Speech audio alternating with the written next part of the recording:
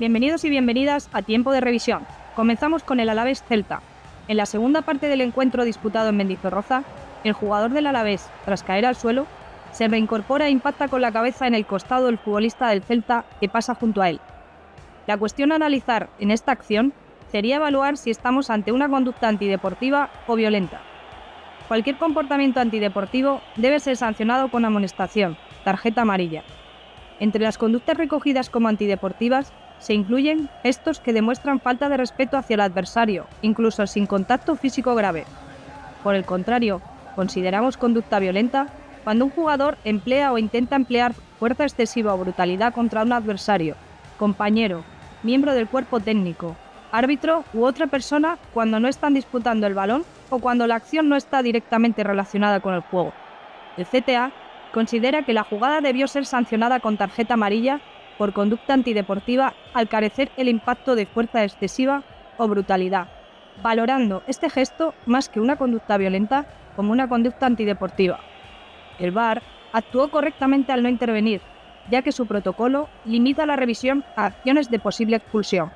Por tanto, la decisión final se ajusta al procedimiento, aunque se señala como error no haber mostrado la amonestación. Sin abandonar Mendizorroza, ocurre estación de penalti a favor del Celta. Como se aprecia en las imágenes, el portero local trata de arrebatar el balón al delantero celtiña, pero este lo controla antes y el guardameta, que llega más tarde, le derriba con su cuerpo. El árbitro no lo duda y señala los 11 metros de manera correcta. El VAR también está de acuerdo con la pena máxima y no interviene. Un portero, al igual que cualquier jugador, comete faltas y derriba a un adversario de manera imprudente, temeraria o con uso de fuerza excesiva. En este caso, el guardameta llega tarde a la disputa una vez el balón le ha sobrepasado y con su cuerpo hace de obstáculo derribando al delantero que ya había controlado el balón. Según IFAD, esta acción debe sancionarse con tiro penal. Para el CTA, en el campo se tomó la decisión acertada. El árbitro señaló correctamente el penalti. Oviedo Rayo.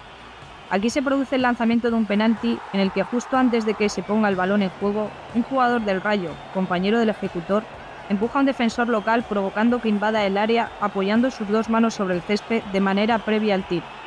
Tras rechace del penalti por parte del portero local, el balón es despejado por este mismo defensa ovetense y sale de banda sin que se señale nada. El VAR interviene valorando que el empujón es continuado, de forma que, en el momento de lanzar el penalti, aún existe el contacto de las manos del jugador rayista sobre la espalda del defensor, por lo que recomienda correctamente reanudar con falta a favor del Oviedo.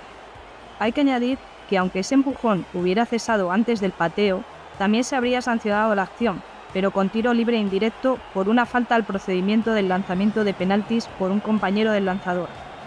Si el ejecutor del penal o un compañero de equipo infringe las reglas del juego, si el balón entra en la portería, se repetirá el penal. Si el balón no entra en la portería, como sería este caso, el árbitro detendrá el juego y lo reanudará con un tiro libre indirecto. En este caso, el empujón constituye una falta contra un adversario y además una infracción al procedimiento del penalti. Por tanto, la reanudación correcta es tiro libre a favor del equipo defensor. Para el CTA, el VAR intervino de manera correcta para sancionar la falta del jugador del Rayo.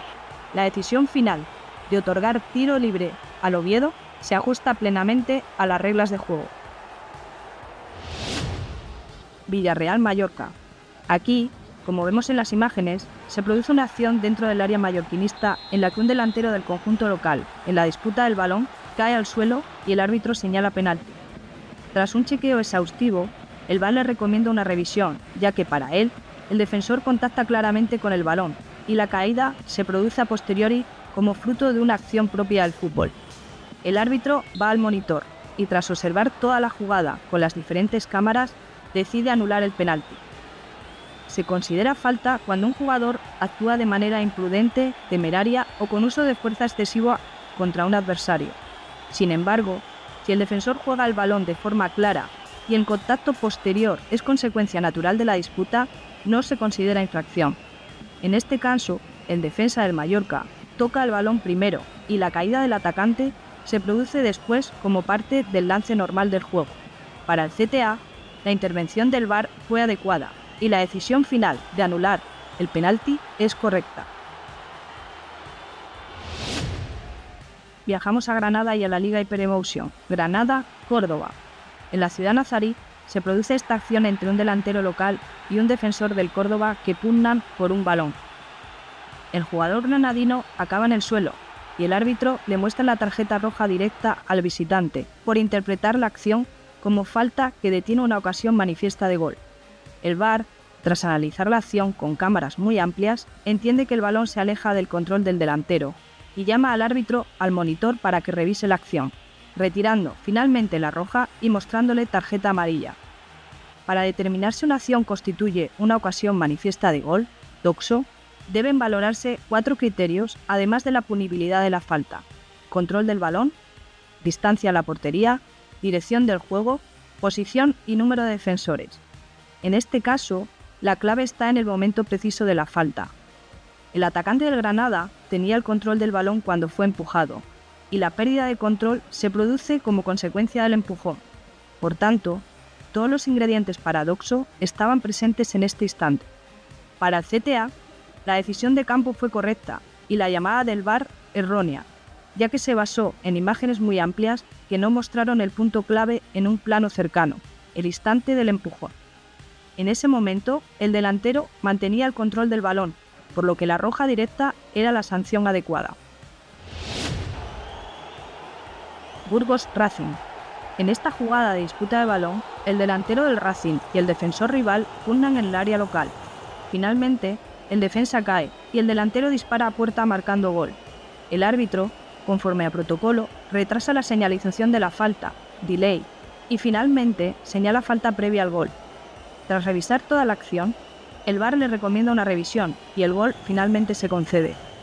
Las decisiones sobre contactos físicos en la disputa del balón son interpretativas y deben basarse en si la acción es imprudente, temeraria o con uso de fuerza excesiva.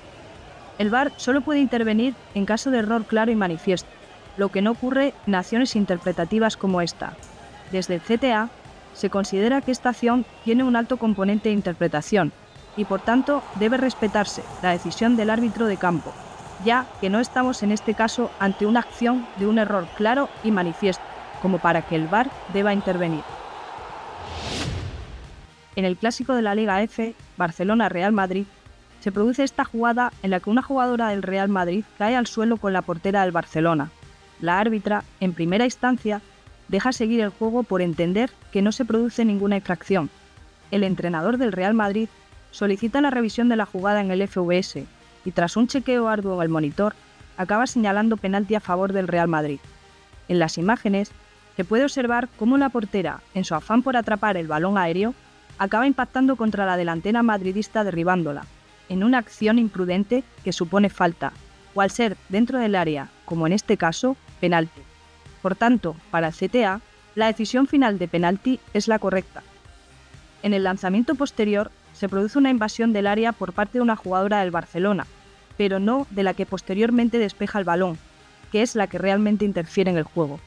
En el caso de haberse adelantado esta última, el penalti reglamentariamente debería haberse repetido. El Madrid disponía de la posibilidad de haber solicitado revisión, pero su entrenador no lo hizo. Cuando el penalti es fallado, el FVS indica que solo se revisa a petición de uno de los equipos y no de oficio, como ocurriría en este caso de haberse marcado. Sevilla Deportivo. Aquí se produce un derribo que constituye ocasión manifiesta de gol, dentro del área, con disputa del balón, por lo que la árbitra pita el penalti y amonesta a la portera sevillista de manera correcta para el CTA.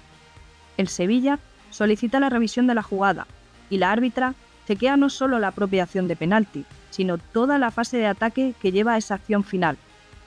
Hay una posible falta en ataque que no se estima acertadamente y se corrobora tanto la pena máxima como la amonestación.